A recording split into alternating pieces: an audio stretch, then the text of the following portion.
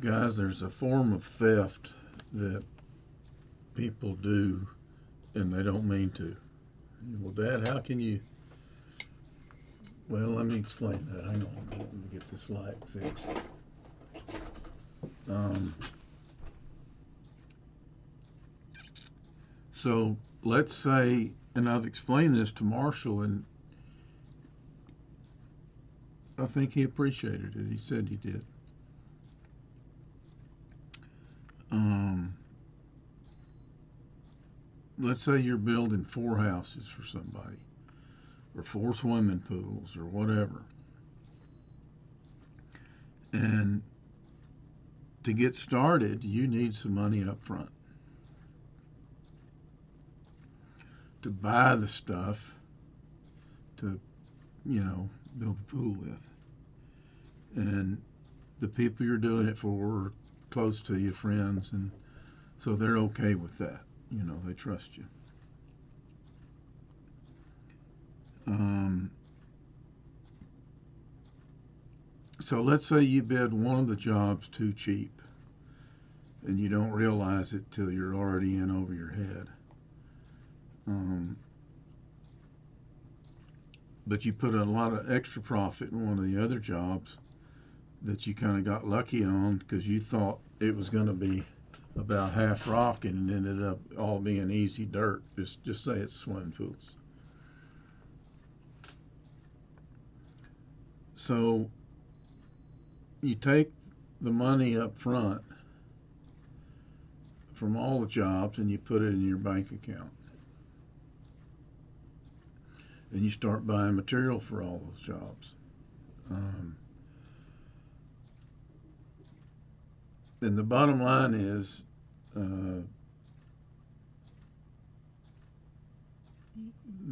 the bad job is so bad and you're in so much over your head and so many losses that you don't have enough money left to finish the pools for the other 3 guys, and you go under before you finish anybody's pool. Um, and you argue in court, I could have finished them all if I hadn't had all this trouble and had to dynamite the rock out and do this and that for the one that was extra difficult. But the other 3 guys who gave you their money up front for materials that were for steel and concrete and gunite and tile and plumbing, you spent all their upfront money trying to get that other job. They call the district attorney and he prosecutes you for theft because that is considered theft.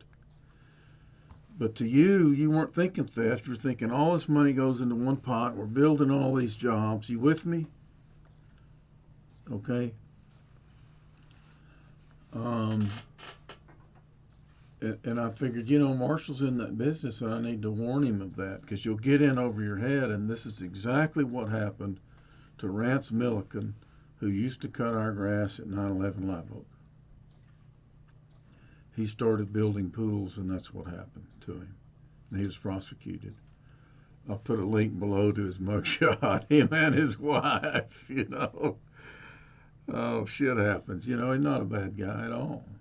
Uh, um, now, the other thing that's important, and I made a YouTube, and nobody watched it. It's got 1 view. This is important. Listen up. It's important for understanding, and you don't realize it's important. It's like Marshall told me. Dad, you told us and me that we would see these things differently as we aged. You were right. I'm seeing it differently. And you will see this differently as you age and as you're on committees and boards and stuff and you see stuff. So pay attention. Brandon, you said I didn't push you hard enough. You just weren't listening. You weren't even paying attention to my example. If you'd paid attention, if your mother had encouraged you, your dad made good grades and you can too. Your IQ is even higher than his. Did you hear that? No, you just heard her running me down. So you didn't even try to compete with me. Part of competing with your dad is what drives you. Maybe you're doing it now. But so but regardless of how much accounting you've had, if you can understand this, you'll have a good big picture of any board of directors or anything that you're on. At the end of every year, you're supposed to take your profits and losses and put them over here on what's called the balance sheet. The profits and losses, they're the dynamic part of your company. Where you're spending money, where you're making money, where your money's going out, where your money's coming in. And you add it all up at the end and you say, was there a profit or was there a loss? And when you have that, you shift it over here into your cash assets called the balance sheet.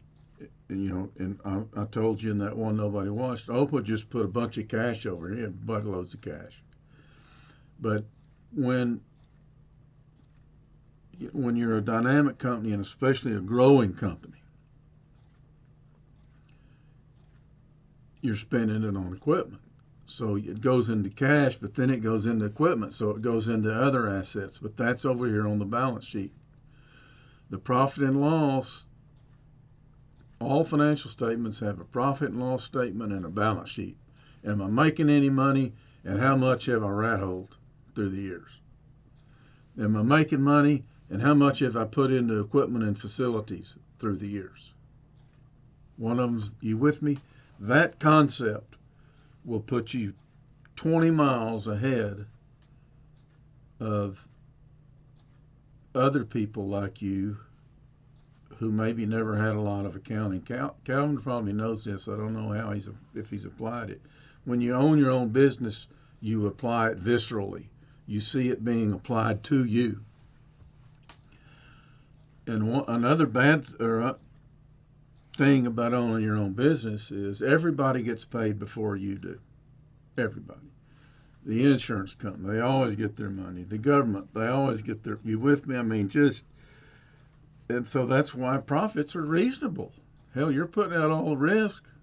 You need some profit. You need some incentive. All right.